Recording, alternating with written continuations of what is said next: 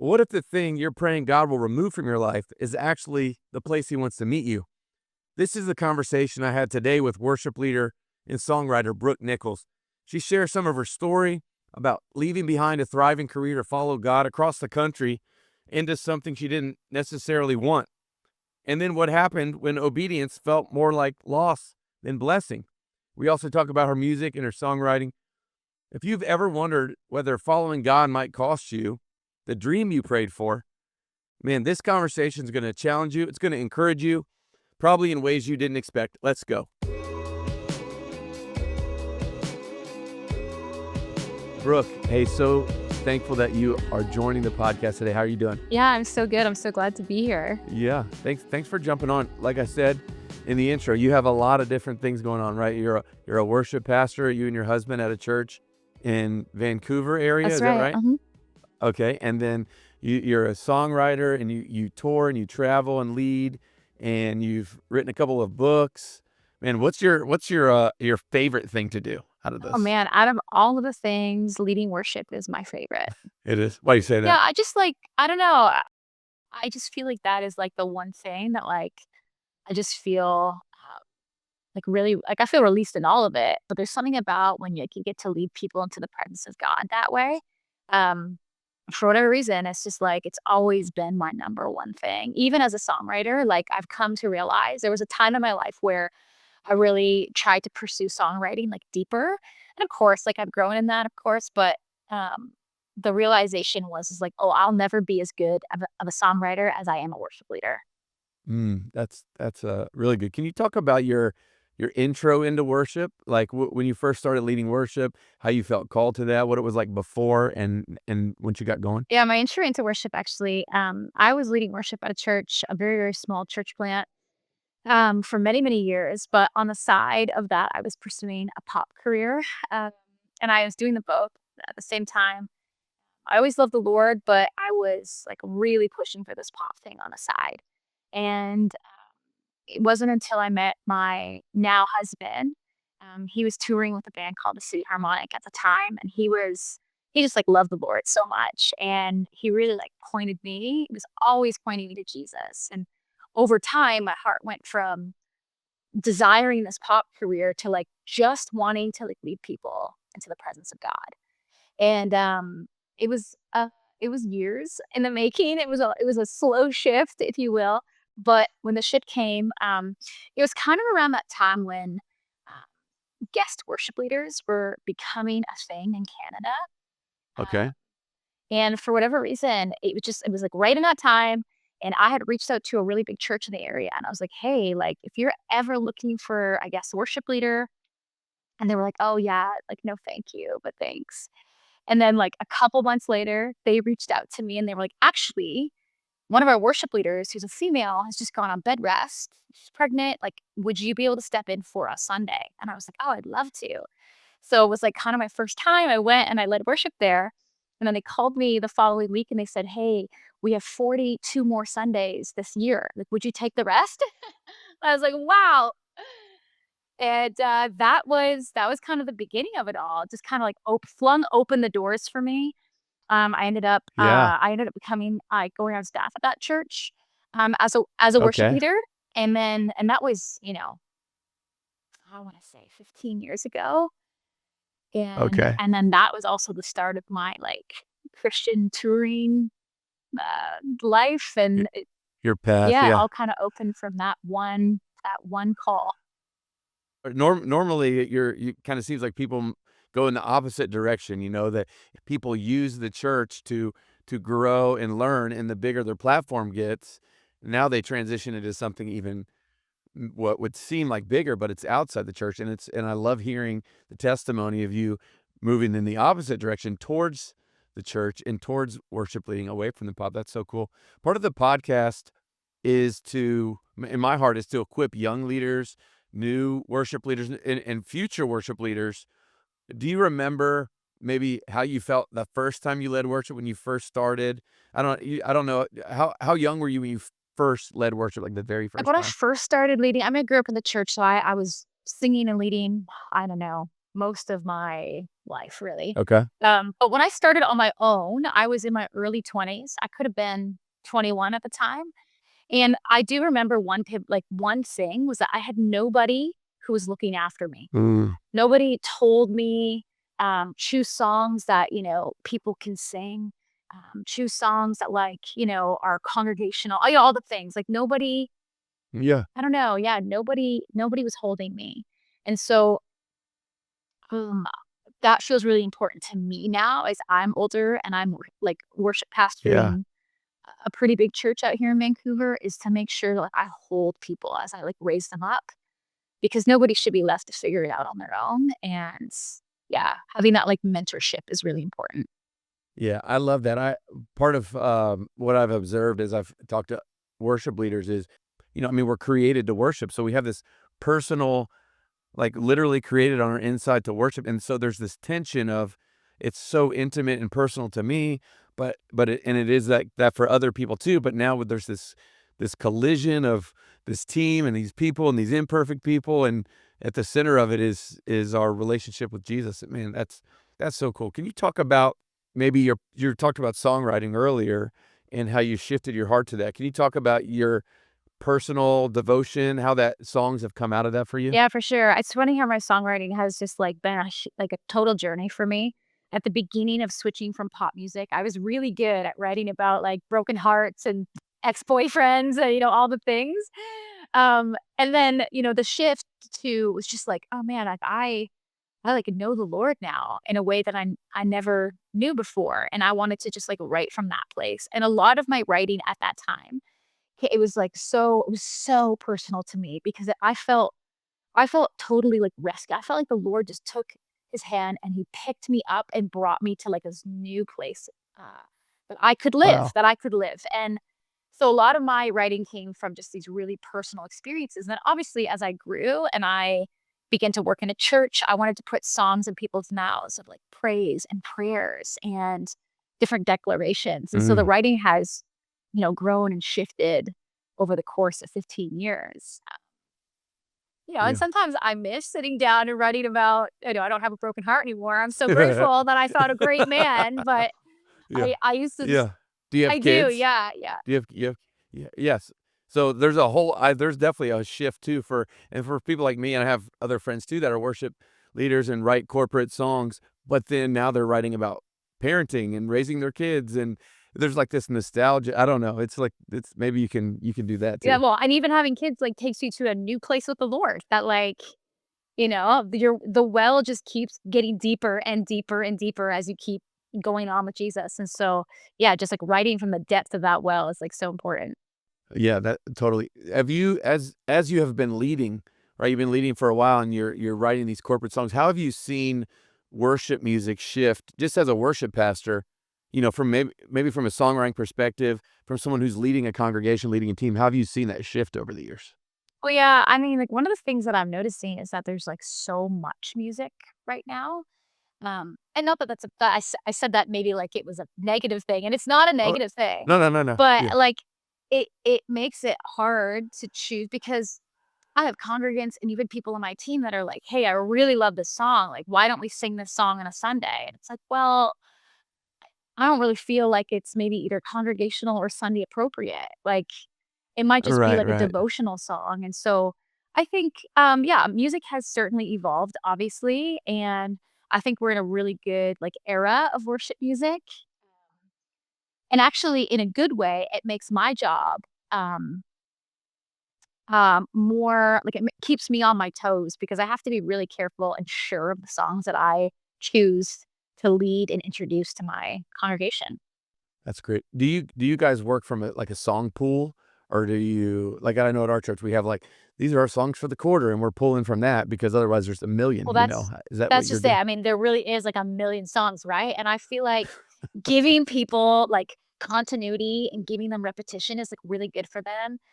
As you know, as a worship leader, right? When people Yeah. know the Mhm. songs they're singing, they can close their eyes, they can engage, they can really um, sing it from a different place than if they're just watching the screen because Totally. it's a new song. So yeah, we have 40 songs. Um, and we are every 2 months, we have a big song meeting. We choose the song across all our sites and we add that to the pool. And those are the songs we're singing. Yeah. That's cool. What it because I'm not, obviously being in the US, there's a lot of talk about, oh, the American dream versus like God's dream and how we, combine these things and politics and all this stuff. Anyway, our pastor recently was talking about the Beatitudes, and he was explaining that in a lot of cases that what we think is blessing, right? Like maybe it's like the job we want or a new car, or and sometimes it can be a good thing, like the family dreams or whatever. We think those are the blessings, but biblically, it's actually looks a little bit more like suffering. Have you have any experience with that? Well, so literally my life verse in the last year and a half has been, blessed are those who mourn, for they will be comforted. Because 2 years ago, when my baby was like 8 months old, I had just bought a new house. We got offered these jobs to come out here and pastor this church, and we didn't want to do it. I had a full-time touring career that I loved, that was going well, and the Lord just said, like, you have to go out there. Like, this is where I'm calling you now. And so we laid everything down. We came out here, and people would say to me repeatedly, the Lord is going to bless you for your obedience. Over and over and over, people would say that to me. And at first I was like, yeah, like, I hope he does. This is a really hard thing that I'm about to do. I hope he blesses me. And when I got out here, all I experienced was like the crushing of my dreams. I missed my family, the life I had built, my friends, like everything, you name it. I felt stripped of everything that I had known. I felt like I would just, I was bare bones. And the blessing in that was that I had nothing other than Jesus to turn my eyes to. And while I grieved and mourned and cried myself to sleep, my blessing was the Lord. Because, like, blessed are those who mourn, for they will be comforted. That's the promise to us. The promise is his presence. The promise isn't a record deal, open doors, dream job, new car. The promise is his presence, period. Mm. And that should be enough for us. Well, I have goosebumps.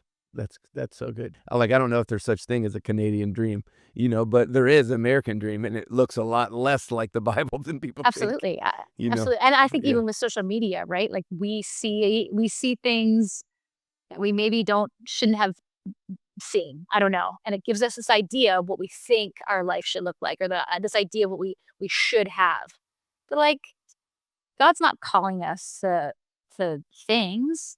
He's calling us to, like, him, period, and he's calling us, like, for me as a worship leader, for you as a worship leader, he's calling us to, like, love his church and to lead his church, and we can't get distracted by, like, worldly distractions, because, like, that will steal our attention, and that will steal us away from the thing that God has, like, called us to do.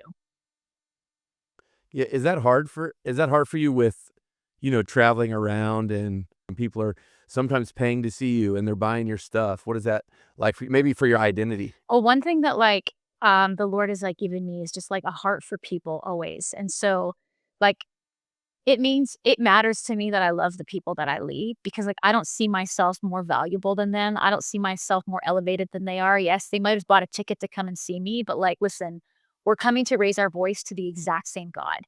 And I love touring the country. Touring's one of my most favorite things. I love pastoring too, but touring the country has been awesome because I've seen so many different people in all walks of life, and it's really, like, opened my eyes to, yeah, just, like, the people of God and to, like, what the church is made up of. I think it can be easy to get stuck in your own 4 walls and think, like, "This is it.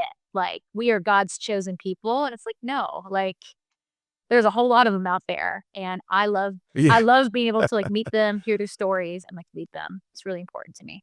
Yes, man, that's so cool. What what do you find keeps you grounded as a worship leader, right? Worship pastor. You got the church, like you mentioned, you have kids and you guys serve together at church and you're traveling. What keeps you grounded? What do you like to do for I guess for fun, for restoration? What does that look like for you? Yeah, I think, like, just being with my family and having, like, a quiet time with them, which is, like, actually the opposite, like, doing almost nothing. Because things, like, feel like they're full on quite often. The thing that kinda, like, brings us back is just like being together. We'll get a treat, we'll Yeah. flip on a movie and just kind of like throw our feet up and just, you know, kind of reset ourselves because yeah, it's easy to get into that go go go mode and like that's easy burnout territory. And so What is that like? What's it like, serving with your husband on the staff? Is that so my wife and we were on staff together, and man, we'd never shut it off. It was like church 24/7, which in some sense is a blessing, but then, in other sense, it's like, man, you just don't shut it off, and there's boundaries and stuff like that. How have you found that to be? yeah, that was actually really hard when we first started working together. So we've always worked together. He's always tour managed me, played for me, all the things.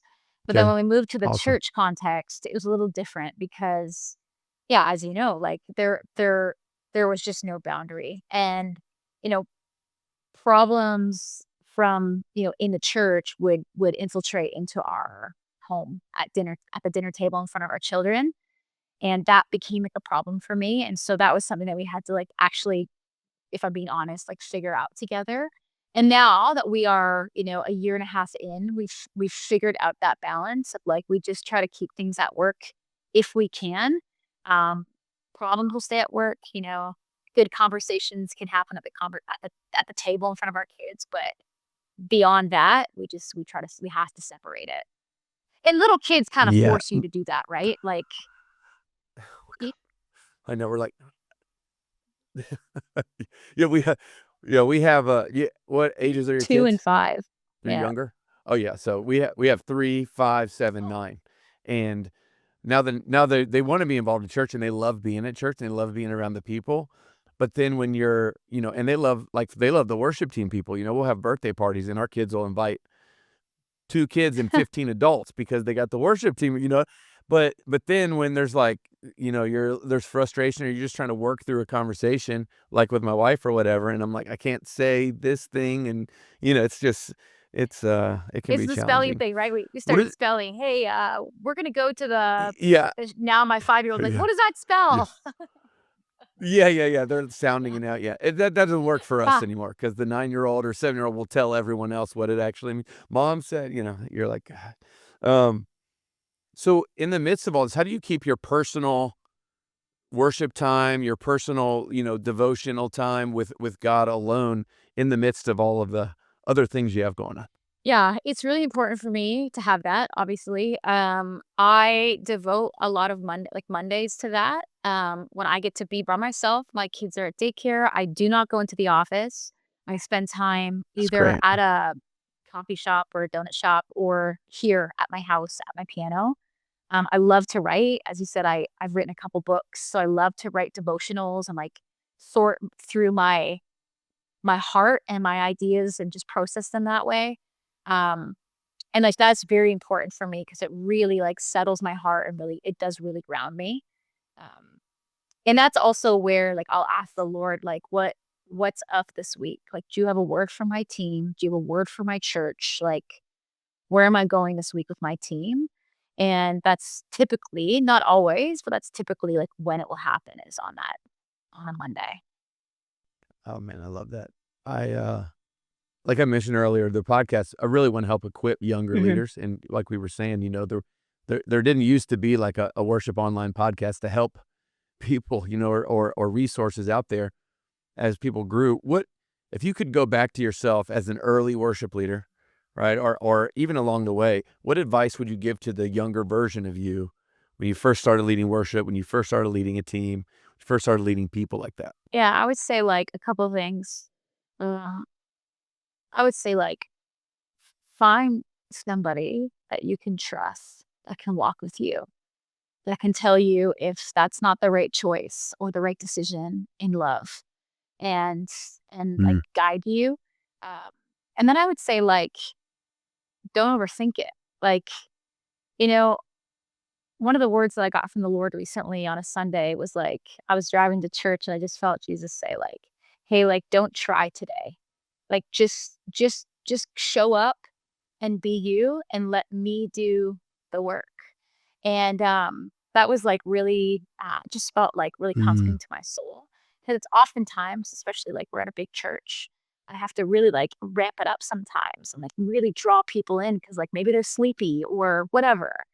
And I Yeah. just felt like the Mhm. Lord say like, don't do that. Like just be you and I'll do the work. And so I think that that would be a word I would say to my younger self is like, don't try to don't try to make moments. Don't try to make something that you just be who the Lord's called you to be in relationship with Jesus, and then like let Him do the work in the people's hearts because that's like not our job, right? You mentioned, devotions, a couple of books. You talk about those. How did that come about? Do you have plans for more? What does that look Yeah, like? yeah. In 2020, I I wrote my first devotional. It's called Making Room. It was the Lord asked me to like start a book, and I was like, you're crazy. Like I'm not an academic. I'm not a writer. I'm not, you know. Anyways, then COVID hit, and I had all this time, and so I started to write a book, and it was so awesome. It was like so fulfilling for me. It was so awesome being able to like yeah, look back at 80 devotionals that I'd written that just, like, all pointed to, like, who God Wow. is and, like, what he's capable of doing. Even though I wrote them, they're my own stories, I felt so encouraged by, like, "Oh my gosh, like, God is so amazing."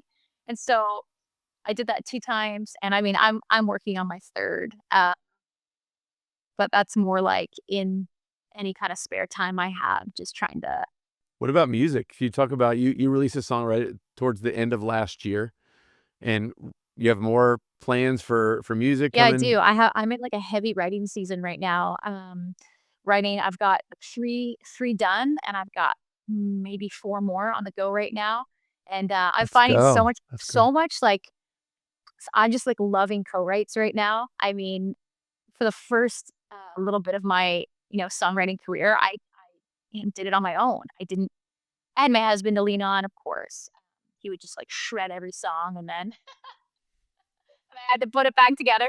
Yeah, In love, though, in love. in love, yeah. But yeah, now I just like really reaching out to so many different friends and people all over. And just like I'm like, "Oh, I'm gonna fit. So I'm really excited because I it's really fun writing music and putting out records and stuff. So I love it. Well, thank you so much for jumping on and, sharing some of your wisdom, sharing some of your story, sharing some of the stuff you have going on. I think it's gonna be really encouraging to the people who listen, and I can't wait to share what you're doing, follow along with what you're doing, and root you on. thank you so much, Keith.